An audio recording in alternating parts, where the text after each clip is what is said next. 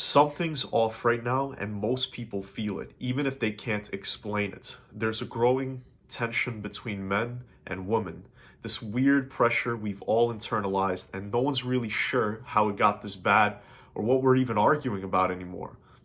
Every platform's flooded with sound bites, debates, hot takes, and viral clips trying to define what a man should be and what a woman should want, who's to blame, and why everybody's supposedly miserable.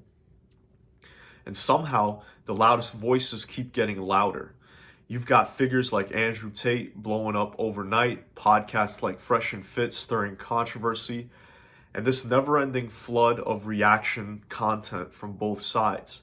Men who feel betrayed, women who feel disrespected, and everyone pointing fingers at each other as if all this division is actually helping anybody. But underneath the noise, what's really going on? Men are struggling badly, and most of the time they suffer in silence. There's no outlet, no real permission to talk openly about the pressure they carry. Pressure to be strong, to be stoic, to be successful, to be desired, but not emotional, not vulnerable, not too soft, because the moment a man shows pain, he's weak. And if he doesn't show pain, he's cold. It's a no-win game, and it's burning people out.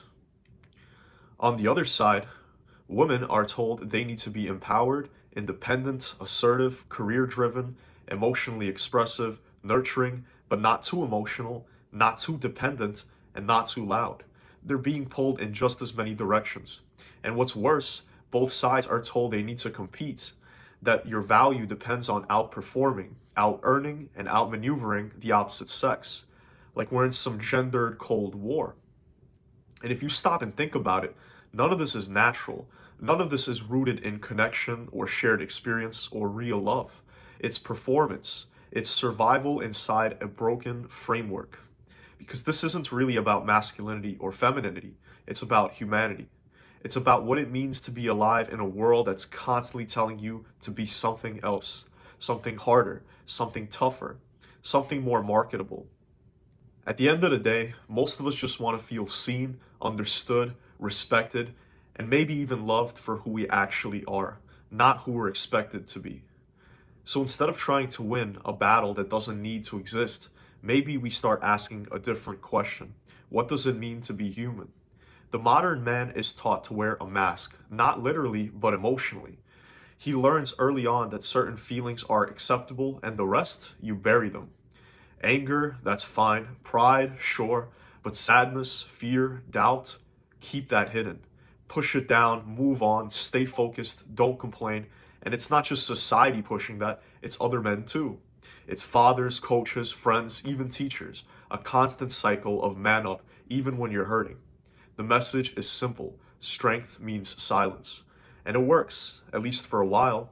You get good at pretending. You push through breakups, financial stress, loneliness, identity crisis, family trauma, all of it without ever really saying a word. You keep showing up, you keep providing, you keep grinding, but underneath, there's a slow bleed. And it's because no one sees it. No one checks in.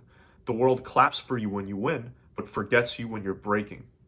You look at the suicide rates, you look at addiction, you look at the quiet desperation in the eyes of so many men walking around, doing everything they were told would make them fulfilled. And they're still empty. Not because they're weak, but because they've been taught to carry everything alone. And that's not strength. That's emotional isolation. It's a ticking time bomb. And here's the hard part. Most men don't even realize they're wearing a mask. It becomes normal. You forget what it feels like to be open, to talk, to trust, to be vulnerable without it turning into shame. And after a while, even if somebody did ask you how you're doing, you wouldn't know what to say. So instead, you keep moving. You chase validation through money, through status, through relationships, even through the gym. And none of that is bad on its own, but it is just a distraction from what you're not dealing with inside. It's never going to fix it. And you don't really hear this often, but I'll say it. Men are exhausted, not just physically, mentally, emotionally, and spiritually, but exhausted from performing strength instead of living it. Exhausted from trying to hold it all together while pretending like nothing is wrong. And what makes it worse In today's world, that struggle is rarely acknowledged. Men are told they have all the power. They're told they're the problem. And if they try to speak up about their pain, they're called weak, or worse, manipulative. So they shut up again. That's the trap. The more you suffer in silence, the more invisible you become. And the more invisible you become, the less the world cares. But that silence isn't natural. It's not some noble burden to carry forever. It's learned. And if it's learned, it can be unlearned. Look around. Online, in real life, in the media, you'll see a war playing out. But it's not between nations. It's between men and women. A war of expectations, resentment, blame, and misunderstanding. Every post is a battle. Every clip is a provocation. One side says men aren't masculine anymore. The other says women don't need men at all. And the worst part, nobody's listening. Everybody's just reacting. It's a cycle. Men feel overlooked, women feel unheard, and instead of talking to each other, we talk about each other. We build echo chambers. We find the loudest, most extreme voices and treat them like the spokesperson for the entire gender. And because outrage gets clicks, those voices get amplified. Suddenly, you've got millions of people forming opinions about each other based on clips, tweets, and podcast sound bites. People don't actually hate each other, they just think they do. And when it comes to male role models, what do we have right now? You're either stoic and silent or hyper-aggressive and emotionally detached. You've got guys like Andrew Tate filling the void because they're saying things no one else will say about accountability, strength, and drive. And sure, there's value in that, but if that's all you hear without any emotional depth or nuance, it becomes another mask, a performance of masculinity, not the real thing. The truth is, a lot of this divide has been manufactured, not just by influencers, but by the systems that benefit from us staying disconnected and divided. If men and women hate each other, they don't build together. They don't grow together. They don't form strong families, deep bonds, and sustainable communities. They stay isolated, transactional, and easy to sell things to. They compete instead of collaborate. They blame instead of understand. And no one really wins in that game. You just end up dating people you don't trust, fighting battles you don't believe in, and becoming a version of yourself that doesn't even feel real anymore. But here's what gets lost in all of this. We're not that different. The core human needs haven't changed. We all want to feel valued. We all want to feel understood. We all want purpose. We want connection. That's not male or female, that's human. The problem is, we've forgotten how to see each other that way. We see roles, we see expectations, we see projections. And beneath all of that, two people who have been both told a story about how they're supposed to act, and neither one of them is happy with it. This isn't about picking sides. It's about ending the illusion that there were even sides to begin with. Let's talk about what no one wants to touch, and that's how much pain men are actually carrying right now. Behind all the noise, behind the opinions and arguments, there's a much quieter truth. Most men are suffering in silence, not because they want to, but because they've been trained to. We don't give men the space to feel safe. We tell them from a young age to toughen up, man up, don't cry, don't talk about it. And at first, that sounds like strength, but over time, it becomes something else entirely. It becomes isolation. It becomes numbness. And eventually, it becomes rage, addiction, depression, or worse. And the data backs it up. Suicide rates for men are higher across the board. Substance abuse, incarceration, homelessness, men lead in all of that. Not because they're weak, but because they've been taught that asking for help makes them weak. Because society shames men for expressing anything other than power or control. So what happens? Men suppress.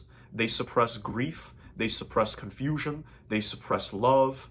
Because the world told them that their value comes from being a provider, a protector, a performer, not from being a person.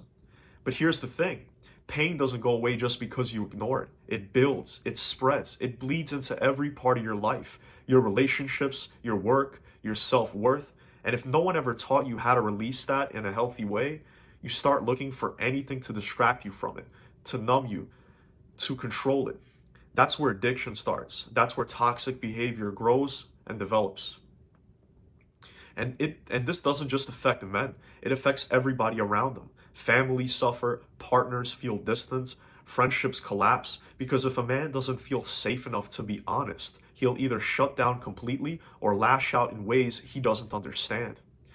This is the cost of silence, not just emotional silence, but cultural silence. We've built a world that punishes men for being too emotional and then blames them for being too closed off. It's a trap, and the only way out is to break the pattern.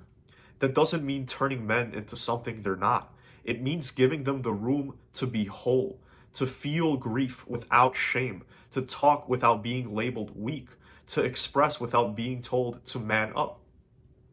We need a new culture, one where strength isn't about what you endure, but what you acknowledge. One where healing isn't something you do in secret. One where honesty isn't punished, it's respected. Because if we don't change this, the cost won't just be emotional, it'll be generational. At some point, the question has to change. It can't just be, what's wrong with men? Or why are women doing this or that? It has to shift into something deeper, something human. Because we're not just men and women clashing from opposite sides. We're human beings trying to make sense of a world that doesn't give us the tools to understand each other. We talked a lot about the pain that men carry, the silence, the pressure, the isolation, but now we have to ask, what's the next step? What's the way forward? And the answer isn't doubling down on gender roles or escaping into online echo chambers that treat relationships like battlegrounds. The answer is in peeling all that away and remembering that underneath it all, we're all the same species. We want to be seen. We all want connection. We all feel fear, desire, grief, love, confusion. These things don't belong to men or women. They belong to us. Somewhere along the line, we forgot that. We started thinking in teams. We started blaming each other instead of trying to understand each other. And maybe that's because it's easier to fight than it is to feel. Maybe it's because division sells, controversy gets clicks, but none of that brings peace. So where do we go from here? We start by listening again, not to win an argument, but to actually hear. We start speaking, not to prove something, but to connect with each other. And more than anything, we stop pretending that we're alone in this, because we're not, and we never were. When men are allowed to speak honestly, and women are actually heard in return, something changes. It becomes less about sides and more about stories, less about roles and more about reality. Maybe the real strength isn't in being masculine or feminine, but in being open. Maybe the solution isn't in picking a side, but in remembering that we're all navigating the same chaos, just in different ways. This isn't about erasing differences. It's about finding common ground again, because we can't rebuild anything unless we do it together. And right now, more than ever, we need to rebuild.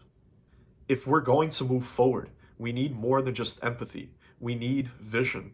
A culture isn't changed by what it tears down. It's changed by what it builds in its place. So what do we build? We start by creating spaces, real or digital, where people can actually be honest, not performative, not afraid of being canceled or ridiculed, just honest, where men can say, I'm tired, I'm lost, I don't feel like I matter, and to be met and not to be met with silence or shame. Where women can say, I'm not okay, or I don't want to compete with men. I want to understand them and not be dismissed as weak or regressive. We build a world where strength isn't measured by how much you suppress, but by how much you're willing to reveal. Where vulnerability isn't seen as a weakness, but as a necessary part of healing. We teach boys that it's okay to cry without teaching them to stay broken, that it's okay to feel without teaching them to be powerless. And we teach girls that embracing compassion and receptivity isn't surrender, it's wisdom, it's leadership. We stop glorifying the endless grind, the fake smiles, filtered lives. We start honoring truth, even when it's messy. In fact, especially when it's messy, because that's where the real connection is. And connection is the beginning of everything. It's how tribes formed, how families healed, how communities were born. It's how we survive through each other. This isn't about going back to the past. It's about finally choosing something different. A society where men don't feel disposable and women don't feel unsafe. A culture that doesn't rely on blame to function, but on accountability, on patience, on presence. It won't happen overnight. It won't come from politicians or influencers. It comes from each one of us, from real conversations, from calling out dysfunction not in the world, but in ourselves, from refusing to live numb and disconnected lives. If we want a better future, we can't wait for it. We become it. The whole conversation, it's not just about men or women. It's not even about gender roles or dating dynamics or the war between the sexes. That's surface level shit that you've probably all heard before. What we're really talking about is the loss of something deeper, the loss of connection, of meaning, of unity. Somewhere along the lines, we stopped seeing each other as people and started seeing each other as threats, as tools, as liabilities. The internet turned everybody into a brand. Politics turned everything and everyone into a category. And now most of us don't even know how to relate to each other without picking a side. But we're not enemies. We are the same species, born into the same chaos, trying to make sense of the same pain. Every man you pass on the street is carrying pressure he can't explain. Every woman you ignore is carrying wounds you can't see. And we're all just doing the best we can with what little we were taught. So what is next? We stop pretending that we have it all figured out. We stop parroting scripts from ideologies that don't care about our well-being. We stop outsourcing our sense of self to influencers, institutions, and internet arguments. And instead, we do something radical. We listen, we feel, we rebuild. Not as men, not as women, but as humans. We build a culture that rewards honesty over performance, depth over popularity, connection over control. We model it in our relationships, in our conversations, in the way we carry ourselves day to day. We speak up when we see injustice, but we don't lose our humanity in the fight. We learn to express pain without projecting it. We learn to lead without dominating. We learn to love without losing ourselves. Because if we don't do this, no one will. The corporations won't, the politicians won't, the algorithms definitely won't. But you can. We can. And that's the point.